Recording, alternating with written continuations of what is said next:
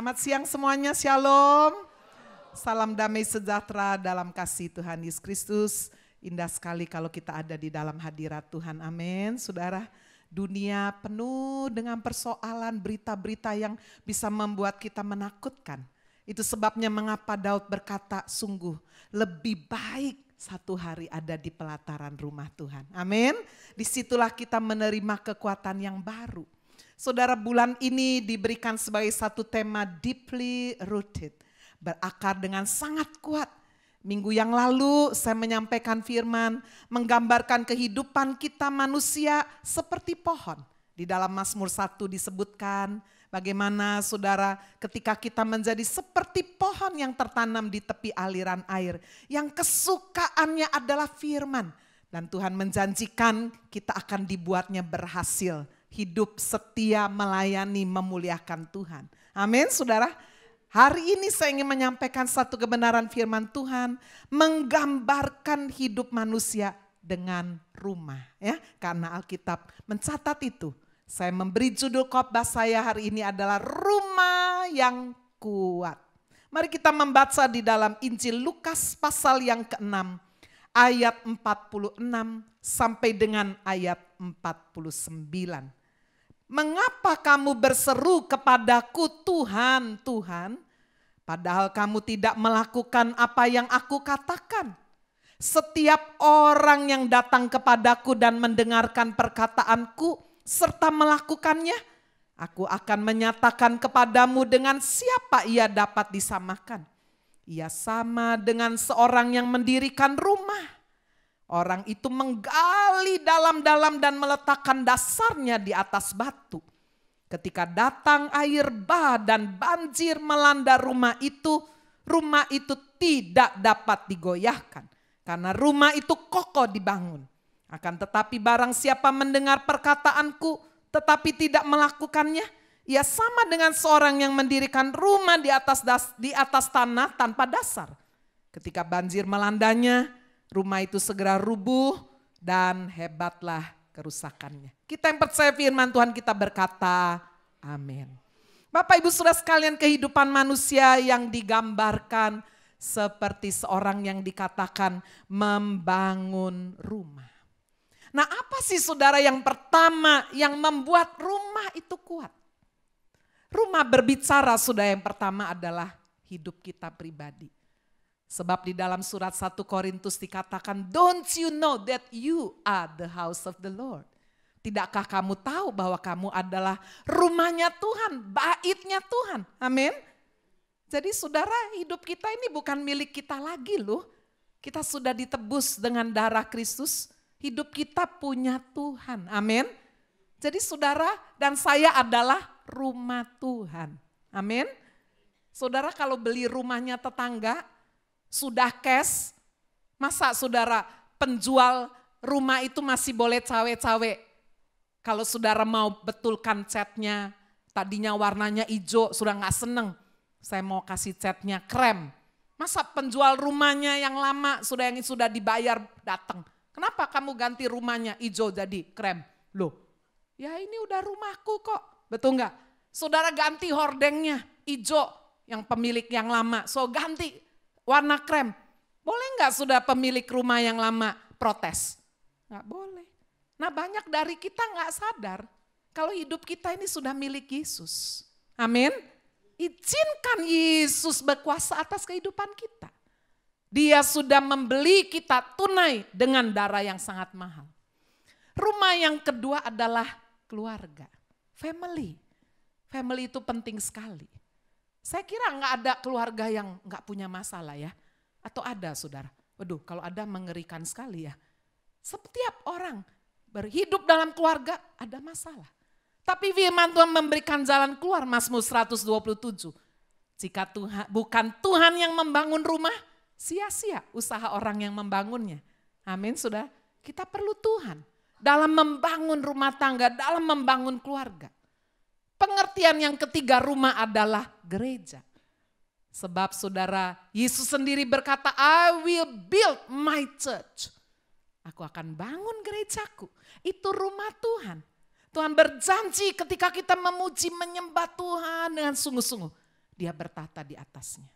Saya berdoa saudara, supaya setiap saudara itu datang haus lapar, aduh kepingin menyembah. Saya dulu memimpin pujian saudara, umur saya masih muda sekali. Nah, ini makanya pemain musik udah harus siap, nanti kita nyanyi. Wah ya, jadi saudara saya mau kita juga boleh menghayati kebenaran firman, tapi juga menyentuh hati kita. Amin saudara. Nah saudara sekalian, dengan pengertian 3 pengertian rumah ini, hidup kita, keluarga kita, gereja kita, mari kita melihat apa yang membuat rumah kuat. Di ayat yang ke-48a tadi kita membaca, ia sama dengan seorang yang mendirikan rumah. Orang itu menggali dalam-dalam dan meletakkan dasarnya di atas batu. Jadi apa yang membuat rumah kuat? Itulah fondasi yang kuat. Amin. Fondasinya kuat atau tidak.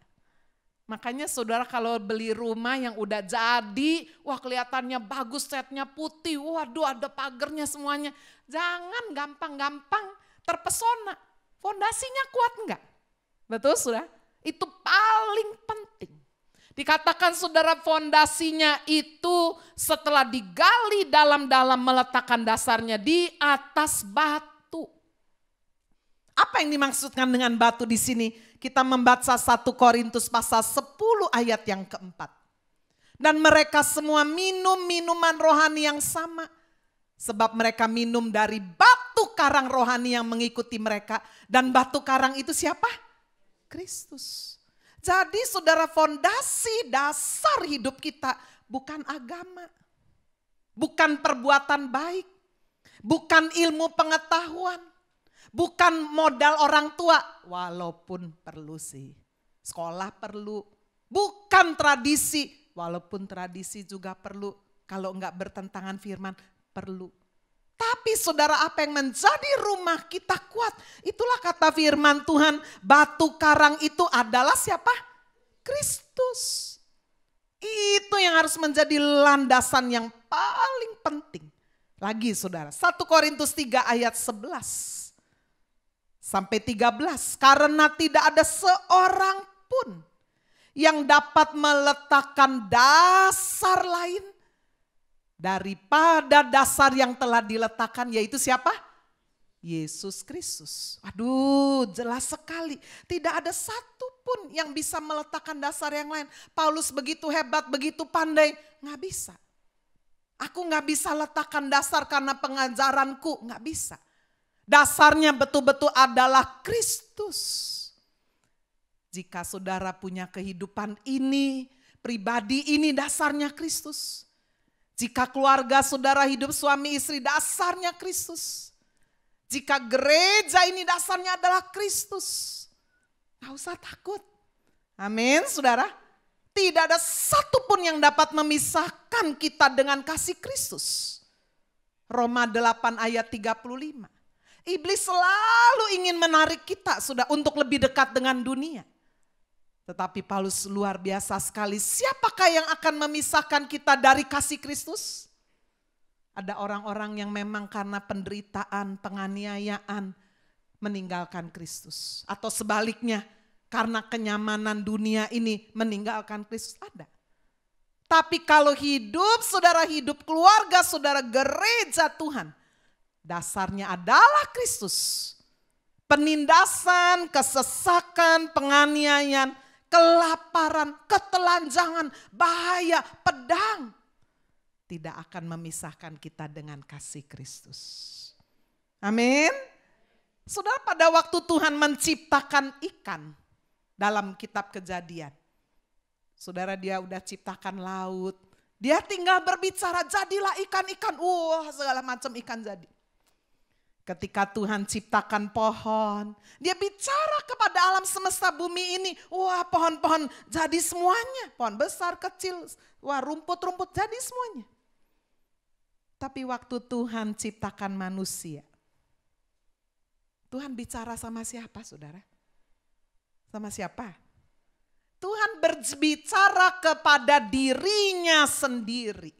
Coba kita lihat itu Kejadian 1 ayat 26-27. Berfirmanlah Allah Baiklah kita menjadikan manusia menurut gambar dan rupa kita.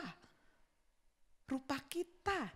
Jadi ini saudara, Trinitas, Tritunggal, Trinity sudah ada di sini. Allah adalah satu hakikat menyatakan dalam 3 pribadi. Allah Bapa, Yesus yang adalah firman-Nya, Roh Kudus yang melayang-layang. Amin. Marilah kita menjadikan manusia menurut gambar dan rupa kita. Maka Allah menciptakan manusia itu menurut gambarnya, menurut gambar Allah diciptakannya dia laki-laki dan perempuan. Luar biasa. Saudara, waktu Tuhan ciptakan burung, ikan, semuanya, dia cuma bicara. Pohon cuma bicara, gunung cuma bicara.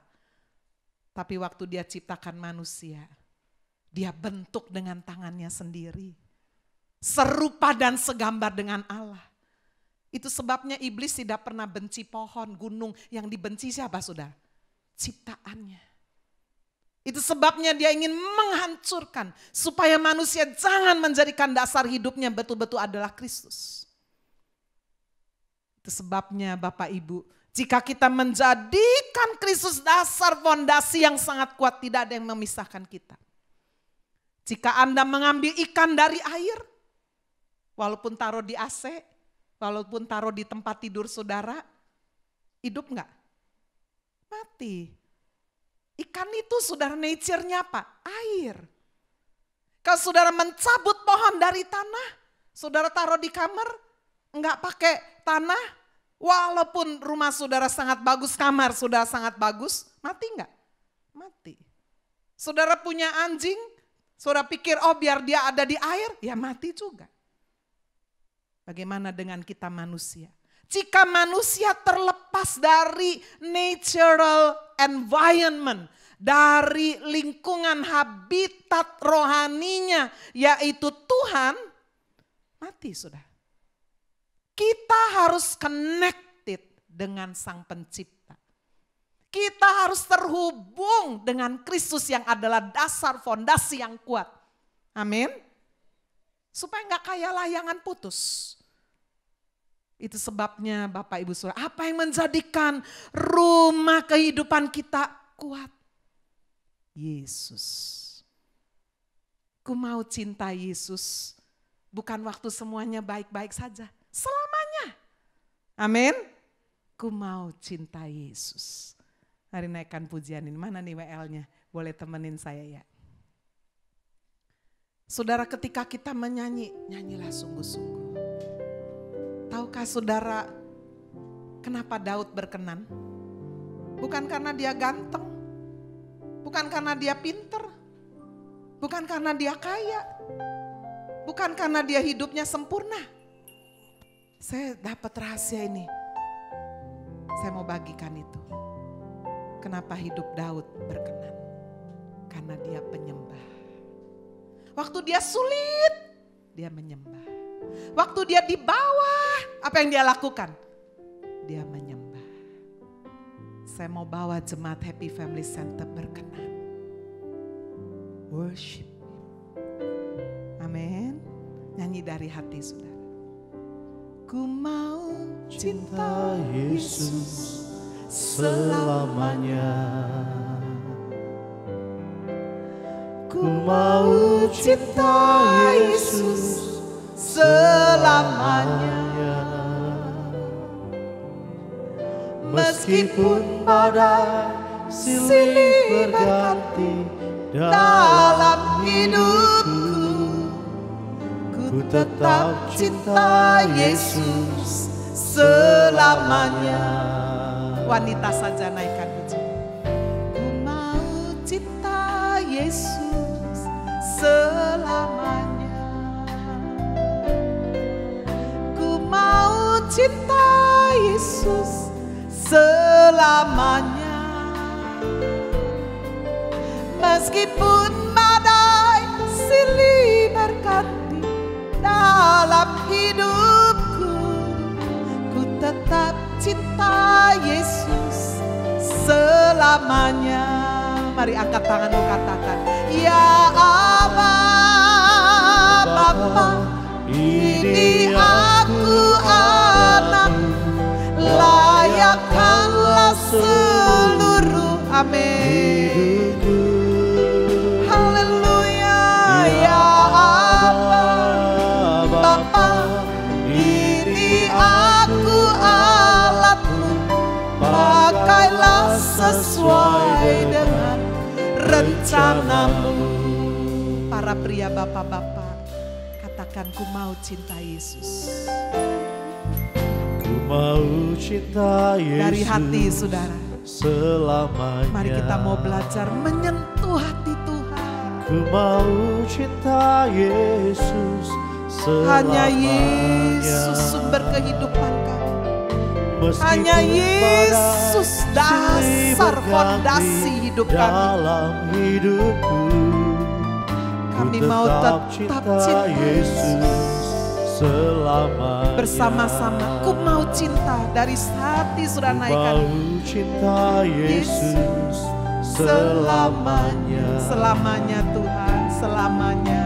Ku mau cinta Yesus selamanya.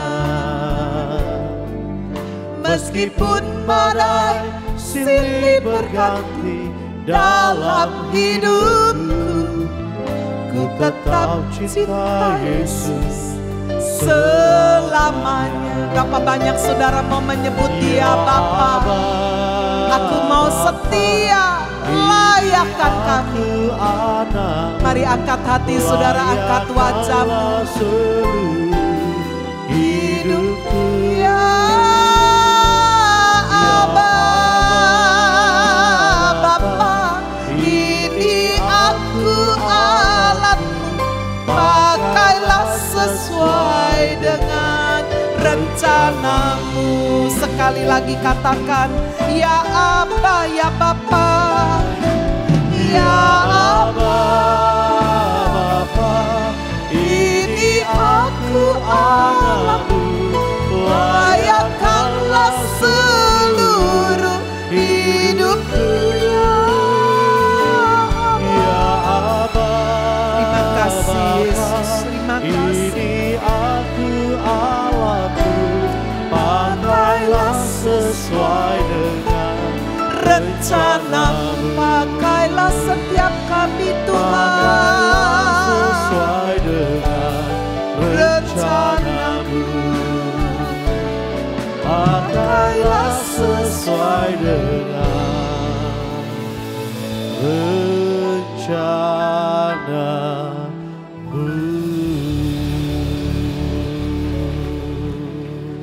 Siapa dasar hidup kita, saudara? Kristus. Cinta Yesus selamanya. Cinta manusia bisa berubah. Betul saudara ya? Kena angin, ngeleong udah. Tapi cinta Yesus selamanya. Sekalipun kita enggak setia, Yesus berkata, aku tetap setia. Itu sebabnya Dia layak kita cintai seumur hidup kita. Apa aplikasi fondasi hidup kita itu Kristus? Kita aplikasikan lewat apa? Lewat iman yang murni. Sebab Ibrani 11 ayat 1 berkata, iman adalah dasar dari segala sesuatu yang kita harapkan. Apa saja saudara harapkan, dasarnya apa? Iman. Iman kepada siapa? Kepada Kristus. Dan bukti dari segala sesuatu yang belum pernah kita lihat. Coba kita lihat sudah di dalam 1 Korintus 3 ayat 12 sampai 13. Entahkah orang membangun di atas dasar ini dengan emas? Ya, di atas dasar Kristus, imannya kita iman emas, iman perak, batu permata, itu iman yang murni atau iman yang palsu. Imannya nggak ada bobotnya. Waktu angin badai datang geleong. Kenapa? Karena terbuat dari kayu, rumput kering atau jerami. Sekali kelak pekerjaan masing-masing itu orang akan nampak. Karena hari Tuhan akan menyatakannya. Sebab ia akan nampak dengan api dan bagaimana pekerjaan masing-masing orang akan diuji oleh api. Amin. Jadi kalau sudah tahu bahwa fondasi hidup kita adalah Kristus, di atas dasar itu kita membangun iman kita kepada Kristus. Imannya harus murni. Amin, saudara. Karena semua iman hidup saudara, kita akan diuji. Ujinya sama, pakai api. Bukan pakai es batu saudara ya. Bukan pakai air, pakai api. Menurut saudara api itu positif atau negatif? Netral. Saudara siapa yang benci sama api? Jangan makan. Semua makanan saudara perlu api, betul nggak? Api sangat dibutuhkan. Tapi kalau tidak bisa terkelola, waduh, api itu bahaya. Coba kita lihat sudah bagaimana kemurnian iman kita diuji oleh api. 1 Petrus 1 ayat yang ke-7. Maksud semuanya ialah membuktikan kemurnian imanmu. Bagaimana saudara bisa tahu iman kita itu iman emas, iman perak. Ya, bukan dari omongan kita, tapi diuji oleh api. Kata firman Tuhan yang jauh lebih tinggi nilainya daripada emas yang fana yang diuji kemurniannya dengan api, sehingga kamu memperoleh puji-pujian dan kemuliaan dan kehormatan pada hari Yesus Kristus menyatakan dirinya.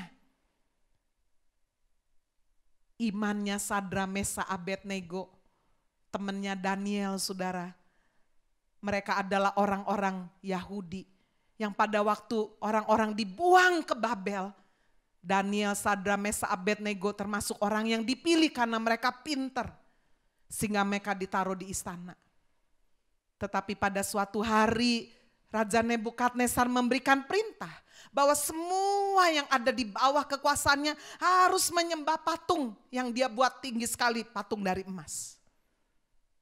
Tetapi saudara Sadra, Mesa, Abednego pada waktu diberikan perintah sudah diberi aba-aba, mereka tetap berdiri 3 orang ini. Waduh, dilaporkan, raja marah sekali. Satu kali lagi dikasih kesempatan. Kalau kamu tidak menyembah, kamu masuk kepada apa? Api, masuk kepada dapur api sampai dipanasin 7 kali, lebih panas. Tapi apa mereka menyerah? Tidak. Di dalam Daniel 3 ayat 17, Sadra, Mesa, dan Abednego berkata, Pak, Allah yang kami puja itu sanggup melepaskan kami dari api ini, sanggup. Kalau saudara punya masalah, Tuhan sanggup tidak melepaskannya? Sanggup. Saudara belum punya jodoh, sanggup tidak? Tuhan beri jodoh, sanggup. Tapi kalau belum dikasih, jangan pakai cara sendiri. Lalu sahapa aja udahlah, asal punya jodoh. Nanti masuk lebih susah lagi. Betul? Saudara kalau belum punya pekerjaan, terus berdoa, terus berusaha. Jangan asal ada pekerjaan mau legal, nggak legal, mau halal, nggak halal diambil. Waduh, masuk dalam kesusahan lebih besar lagi. Sadra, Mesa, Abednego berkata, Allah yang kami puja sanggup melepaskan kami. Tetapi seandainya tidak gimana? Tuhan itu kan bukan jin Aladin. Betul saudara? Kita sih maunya lepas, tapi seandainya tidak. Nah ini saudara, inilah iman murni. Seandainya tidak. Hendaklah Tuanku Raja tahu bahwa kami sekali-kali tidak akan sujud menyembah kepada patung dewa emas yang Tuanku ciptakan itu. Amin saudara. Ini namanya Ciamso, Ciami Soro. Ya. Imannya emas, imannya murni. Saudara, iman yang palsu itu apa? Enggak akan tahan uji. Itu sebabnya mengapa firman Tuhan menggambarkan saudara, orang-orang yang hidupnya dasarnya adalah Kristus membangun imannya, iman yang kuat. Iman emas, semuanya akan diuji. Kalau saudara baca terus di dalam firman Tuhan, apakah orang memurnikan seperti emas, seperti perak di dalam dapur api. Amin. Apa yang membuat rumah kuat? Dasarnya, fondasinya.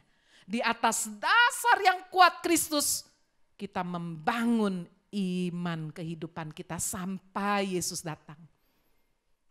Sekarang yang kedua pertanyaannya, apa yang menguji rumah kuat? Nah, harus ada bahannya yang bisa menguji. Enggak cuma ngomong, wah imanku kuat. Wah, loh buktinya apa?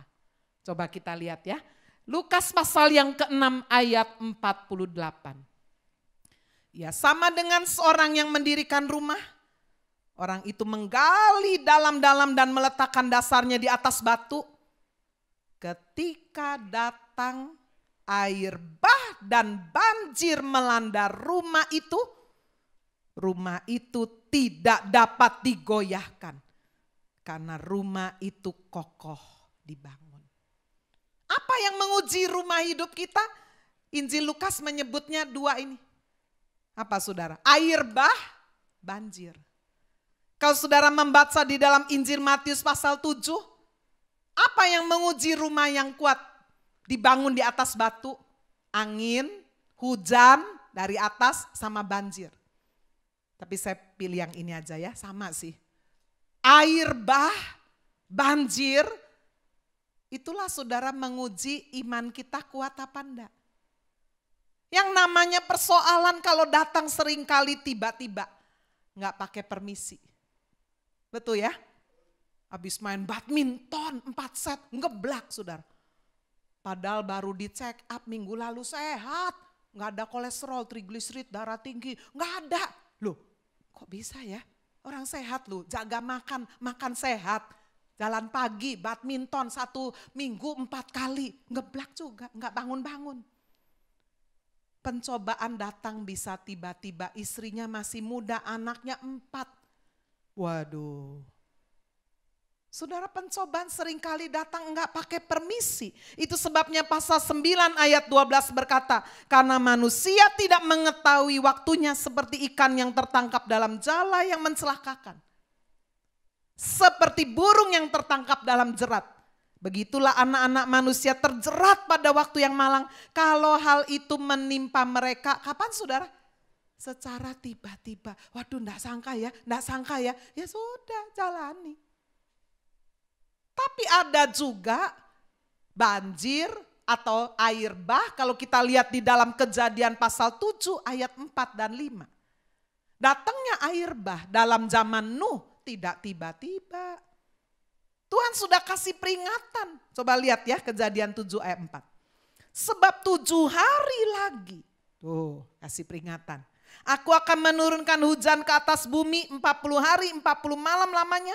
Dan aku akan menghapuskan dari muka bumi segala yang ada yang kujadikan itu.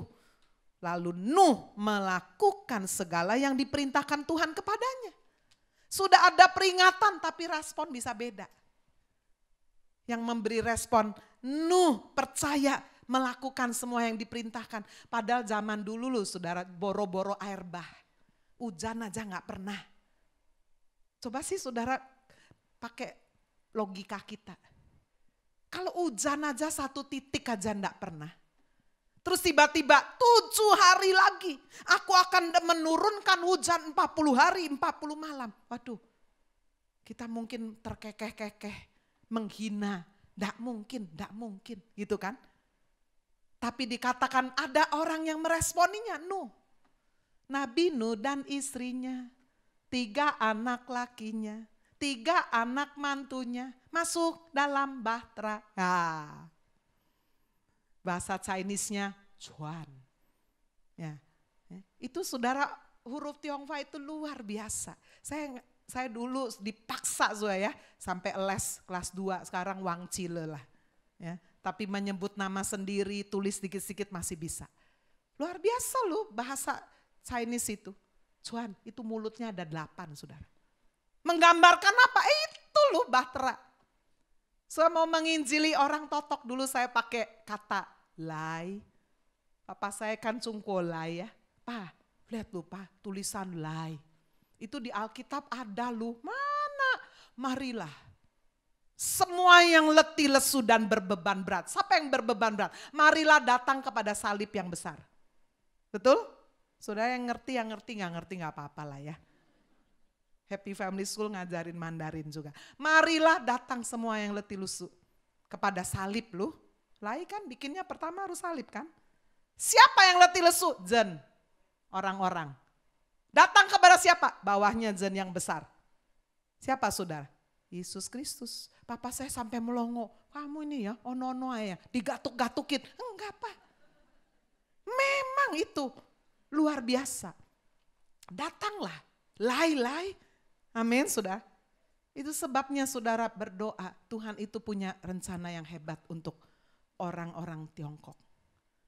Orang China nggak dikasih virus corona, sombongnya minta ampun. Semua kan. Sekarang udah kena virus corona, geplek-lepek saudara. Betul? Makanya jadi orang jangan sombong. Aku bisa, aku hebat. Aduh, kena virus corona wis tutupan kabeh saudara. Ketika banjir datang, air datang. Waduh, saudara lihat banjir di Jakarta, mau rumah mewah. Bisa tah? Aku rumahnya mewah, ini mahal. Dulu yang bangun arsiteknya gini-gini. Wis banjir mah banjir. Nggak peduli siapa arsiteknya, siapa kontraktornya, berapa ratus miliar saudara mungkin bangun rumah. Nggak peduli. Itu mengingatkan ada Tuhan. Amin saudara. Ada banjir air menguji iman kita.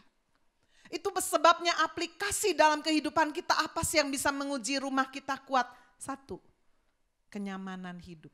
Kenyamanan hidup membuat kita itu lupa Tuhan. Andalkan kekuatan sendiri. Jalan gitu-gitu aja karena terlalu nyaman. 1 Korintus 10 ayat 12 mengingatkan, hati-hatilah kamu merasa diri teguh berdiri, hati-hati supaya kamu jangan jatuh. Itu sebabnya sudah Tuhan terus memberi peringatan kepada kita. Apa juga yang bisa menguji rumah kita, hidup kita kuat, penderitaan yang hebat. Kalau kita tidak mengalami penderitaan yang hebat, kita tidak tahu apakah saudara kita akan setia selama-lamanya. Ujian hidup. Waduh, saudara-saudara sekalian, ketika saya lihat di sebuah YouTube, bagaimana seorang ibu di Wuhan, dia kerja sebagai suster. Itu udah pakai masker, udah pakai baju ala antariksa ya. Bener kan? Lalu saudara kemarin kan cap gome toh. Anaknya datang juga sudah pakai masker, pakai itu. Datang, nggak boleh pelukan loh. Sebab mamanya kan suster. Udah pegang-pegang orang kena virus, takut tertular. Sudah penderitaan tuh lain-lain loh. Penderitaan itu bukan cuma yang tadinya kaya jadi bangkrut, yang tadinya sehat jadi sakit, bukan. Penderitaan adalah ketika seorang ibu gak bisa peluk anaknya. Aduh, saya nangis tuh lihat itu. Saudara, anaknya bawa rantang, isinya lontong cap gome. Saya terima kasih ya, dari kemarin saya makan lontong cap gome terus. Kemarin habis makan, tadi siang makan, nanti juga ada yang ngirim lagi. Ayo semoga jangan jadi lontong lah ya. Anaknya saudara taruh rantangnya, itu jaraknya gak boleh deket-deket. Mamanya cuma bisa gini anaknya, taruh rantangnya. Sudah saya tahu ini anak pingin sekali peluk mamanya. Gak bisa. Makanya di sini mama-mama, papa-papa punya anak harus sering peluk. Repot, mama repot, papa repot. Ada saat lu mama-mama wis tua telepon anaknya bilang aku repot. Nah lo, betul sudah? Suami istri ada waktu saudara bisa bersama-sama, bisa berpelukan. Suami ini sering lupa satu saudara, say thank you. Ya kalau saya nggak ngajar I love you, aduh kadang kita orang timur nggak biasa ya. Tapi terima kasih. Istrinya masak, mah terima kasih lu ya, enak masakanmu. Jangan kalau nggak enak baru diamui, enak meneng tambah. Loh. Saudara, waktu saya masih penginjil, saya diundang satu perusahaan besar, sudah perusahaan nasional ini. Ya. Dan perusahaan itu memanggil seorang yang waktu itu baru keluar dari penjara. Namanya Arswendo Atmowiloto. Jadi bersaksi, pas keluar penjara, sahabat dari perusahaan besar itu. Setelah itu baru saya khotbah. Saya dengar kesaksian itu, saya belum menikah. Arswendo berkata, selama saya di penjara, saya baru sadar bahwa punya istri itu sangat berharga. Sebab selama dia gak di penjara, istrinya begitu baik, nyiapin makan, nyiapin semua kebutuhannya. Saya gak pernah say thank you. Saya anggap itu biasa, aku kasih uang ya kamu belanja. Tapi waktu saya di penjara, saya makan makanan penjara, saya baru ingat betapa berharganya seorang istri. Betapa saya udah menyakiti dia, gak pernah say thank you. Saudara, biarlah betul-betul keluarga kita menjadi keluarga yang kuat. Apapun yang terjadi. Amin. Suamimu gak setia, masa dibuang? Istrimu utangnya banyak, masa diputus? Itu namanya suami istri. Susah sama dijinjing, berat sama dipikul. Amin. That is family. Apa yang menguji kehidupan kita? Ya ini. Banjir air bah bisa datang tiba-tiba. Bapak Ibu Saudara, hari-hari ini saudara akan lihat persoalan dunia akan semakin besar. Tapi kalau kita punya iman yang kuat di dalam Kristus, kita tahu bahwa itu cuma menguji iman kita. Amin, saudara. Kita akan teguh berdiri sampai Tuhan datang. Saudara-saudara sekalian, cerita mengenai virus corona. Berapa banyak saudara, orang menghindari. Travel sekarang sepi. Ini lagi jual tiket promo, sudah tahu ya? Biasanya antri-antri. Ini saya diceritain sepi Bu, sepi. Ya, saudara kalau ada yang mau gratis, ya tiket Wuhan itu gratis. Kenapa sudah? Orang takut mati. Betul ya, takut tertular. Tapi heran terhadap virus yang lain kita nggak takut ya. Virus yang menggerogoti jasmani kita takut. Virus rohani kita nggak takut. Sudah saya membaca satu kisah yang mengharukan. Dari seorang hamba Tuhan bernama John G. Lake. Dia adalah seorang penginjil. Saudara yang punya satu beban yang luar biasa. Untuk menolong orang-orang yang pada waktu itu sedang terkena virus yang mematikan. Cerita ini terjadi saudara tahun 1900-an. John G. Lake berangkat ke Afrika Selatan. Di sana sedang ada virus yang sangat hebat sekali. Wabahnya namanya bubonic. Jadi setiap orang mati paru-parunya itu akan keluar busa. Ya, di situ letak kuman dan virusnya. Waduh, jahat sekali. Sampai pemerintah Afrika Selatan minta bantuan. Siapa yang mau datang? Dikasih uang satu orang $1.000 US. Termasuk transport semua gratis. Ada yang mau nggak? Aduh takut nggak mau. Tapi John G. Lake saudara berdoa dan Tuhan panggil bawa ke Afrika. Bersama dengan teman-teman penginjil yang lain. Dia masuk ke Afrika Selatan, masuki rumah demi rumah, menguburkan orang mati, menolong orang yang sekarat. Heran sekalipun menyentuh mayat, membantu menguburkan, tapi kok enggak mati. Sampai orang-orang di sekitar situ Afrika Selatan, makan apa kamu? Vaksin apa? Enggak makan apa-apa, makan firman. Mazmur 91, sekalipun 1.000 rebah di kiri, 10.000 di sebelah kanan. Aku enggak takut. Sebab Tuhan yang memanggil aku, jangan coba-coba sih ya. Kalau Tuhan enggak panggil, waduh. Dan saudara ketika diadakan satu penelitian, orang yang mati itu keluar paru-parunya itu keluar langsung di mulutnya itu busa, diperiksa di mikroskop. Kumannya, waduh luar biasa mematikan. Tapi begitu tangan John G. Lake taruh di bawah mikroskop, itu kumannya langsung mati. Amin. Tapi sekali lagi jangan mencobai Tuhan. Aku kebal, nanti dulu. Saya dapat cerita dari teman saya nih hamba Tuhan baru kemarin. Dia baru pelayanan di satu perusahaan kantor.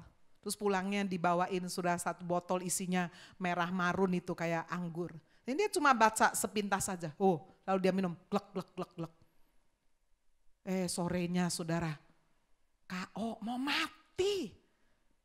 Istrinya bingung, Pak makan apa? Nggak makan apa Pak, minum apa? Itu loh minum tadi minum, dibaca. Pengharum ruangan. Warnanya merah marun kayak warna apa itu sirup. Matang ini glek glek glek, racun ini. Ini hamba Tuhan sudah Tuhan mati ya mati wis. Tapi heran paginya bangun saudara. Nggak jadi mati. Wah murus-murus sih tapi hidup. So kalau belum waktunya mati jangan takut mati. Amin. Tapi kalau sudah waktunya ya kapan saja di mana saja siapa saja ya sudah. Yang paling penting adalah sudah kita membangun rumah hidup kita kuat di dalam Kristus. Amin. Sehingga hidup kita senantiasa teruji di hadapan Tuhan. Hari ini berapa banyak sudah sedang menghadapi persoalan, penderitaan. Sudah rasa Tuhan aku enggak kuat. Hari-hari ini berkata Tuhan, saya mau serahkan semua kepada Tuhan. Tidak ada yang Tuhan tidak bisa kerjakan dalam hidup ini. Amin. Mari kita naikkan pujian ini. Hatiku tenang Tuhan. Kalau aku ada dalam hadirat-Mu, hatiku tenang. Sebab pertolongan pasti datang dari Tuhan. Terima kasih Tuhan. Terima kasih Yesus.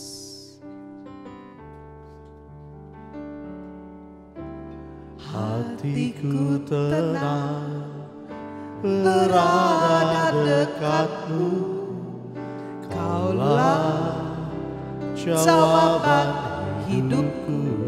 Hatiku tenang. Hatiku tenang berada dekat-Mu. Kau yang pelihara hidupku. Pelihara hidupku. Pertolongan-Mu. Pertolongan-Mu begitu ajaib. Kau telah memikat hatiku. Di saat aku tak sanggup lagi, di situ tangan-Mu bekerja. Berapa banyak saudara butuh pertolongan Tuhan? Mari angkat tangan saudara. Tuhan tidak pernah tidur. Tuhan itu hidup saudara. Biarlah hanya Tuhan yang memikat hati kita. Mata kita hanya tertuju kepada Tuhan.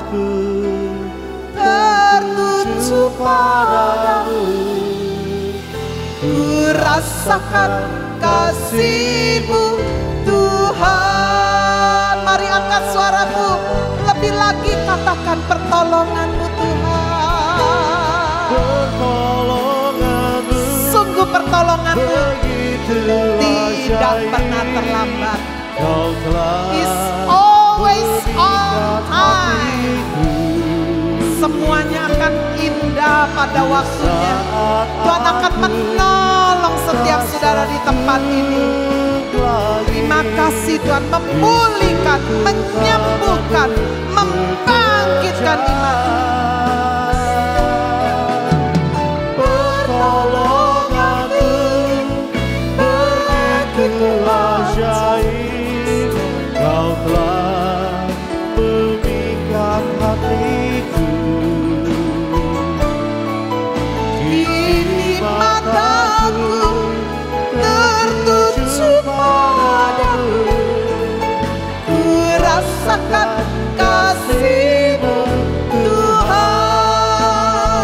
Kini mataku, biar mata kami hanya tertuju kepada Yesus. Kami akan merasakan kasih-Mu, kuasa-Mu Tuhan. Thank you Lord. Thank you Jesus. Tertuju padamu. Ku rasakan kasih-Mu Tuhan. Yang terakhir, kalau kita sudah belajar hari ini, apa yang membuat rumah hidup kita kuat? Apa yang menguji rumah kuat? Yang terakhir adalah aplikasi.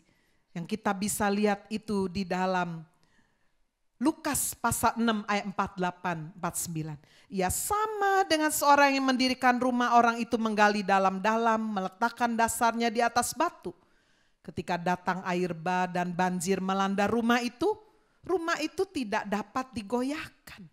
Karena rumah itu kokoh dibangun. Akan tetapi barang siapa mendengar perkataanku tetapi tidak melakukannya, ia sama dengan seorang yang mendirikan rumah di atas tanah tanpa dasar. Ketika banjir melandanya, rumah itu segera rubuh dan hebatlah kerusakannya. Masuk bagian yang terakhir adalah aplikasi dalam hidup. Apa yang membuat kehidupan kita tidak goyah? Apa, saudara? Yang pertama yang membuat hidup kita tidak goyah adalah ketika kita mendengar firman, kita melakukannya. Amin. Bukan hanya mendengar, mempelajarinya, menghafalinya, menyelidikinya, titik. Jadi orang Farisi cuma bisa nunjuk-nunjuk kesalahan orang. Tapi kalau kita mendengar, mempelajari, melakukannya. Yakobus 1 ayat 25 berkata kamu akan bahagia. Amin. Semua hidup bahagia. Bukankah Yesus sebelum naik ke surga berkata, pergilah jadikan semua bangsa muridku, baptislah mereka dalam nama Bapa, Anak, Roh Kudus, dan ajarilah mereka. Untuk apa? Melakukannya. Jadi pelaku firman membuat kita tidak goyah. Yang kedua, apa yang membuat hidup kita tidak goyah? Jika kita mengandalkan Tuhan. Kalau saudara mengandalkan kekayaan, kekayaan bisa habis. Mengandalkan orang kaya bisa kecewakan. Mengandalkan suami bisa juga mengecewakan. Mengandalkan istri bisa mati dulu. Sorry ya. Tapi maksudnya kan mengandalkan orang tua bisa pikun. Mengandalkan anak, waduh kalau mantunya nggak bener, waduh. Dari sayang orang tua bisa enggak? Betul saudara ya? Andalkan Tuhan, Yeremia pasal 17, diberkatilah orang yang mengandalkan Tuhan, menaruh harapannya pada Tuhan. Dia seperti pohon yang ditanam di tepi air, merambatkan akarnya ke tepi batang air, tidak alami datangnya panas terik. Daunnya tetap hijau, tidak khawatir dalam tahun kering. Tidak berhenti menghasilkan buah. Amin. Yang ketiga saudara, bagaimana supaya hidup kita nggak goyah? Berjagalah dan berdoalah. Supaya kamu jangan jatuh ke dalam pencobaan. Saya akan bawa gereja ini saudara untuk menyembah Tuhan. Untuk sungguh kita mengandalkan Tuhan. Dan sungguh menjadi gereja yang suka berdoa. Sehingga ketika masalah datang kita nggak bingung. Oh, kita sudah tahu di mana alamat yang tepat. Amin. Menyembah Tuhan. Waktu Raja Yosafat dikepung, apa yang dia lakukan? Dia berdoa, dia menyembah Tuhan. Dia taruh sudah bagian depan adalah penyanyi-penyanyi. Wow. Berjaga dan berdoa. Supaya kamu jangan jatuh ke dalam pencobaan. Kalau saudara kemudian karena dagingnya lemah jatuh bagaimana? Minta ampun. Bertobat. Amin saudara. Tuhan itu Tuhan yang panjang sabar. 1 Yohanes 1 ayat 9 berkata, jika kita mengaku dosa kita, Allah setia dan adil mengampuni dosa kita. Menyucikan kita dari segala kejahatan kita. Rumah saya ditempati saudara tahun ini 25 tahun. Tahun lalu itu saudara fondasinya mulai ketarik. Sehingga harus dibenerin. Mahal. Tapi daripada fondasinya tambah nggak benar. Bagaimana fondasi hidup saudara? Kristus, andalkan Kristus. Beberapa hari lalu saya ditelepon pembantu saya, Bu, atapnya bocor rumahnya. Masa saya bilang, buang aja rumahnya. Atapnya bocor ya panggil tukang lah. Ditempel, betul nggak? Bu, heaternya nggak jalan, buang aja heaternya. Ya, panggil tukang, betulin. Oh, alatnya ini habis, ya ganti. Betul sudah.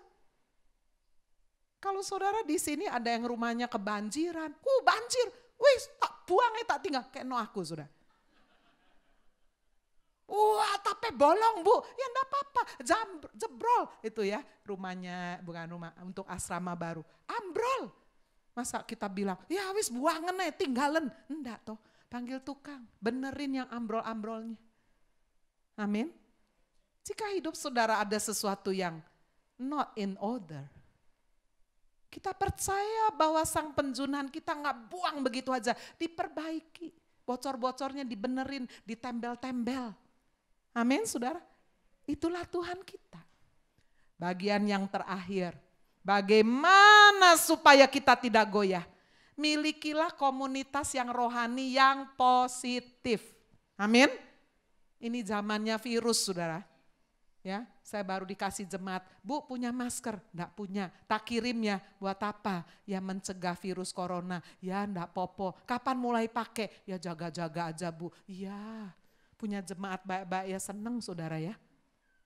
Tapi ya kita tidak mencobai, betul saudara?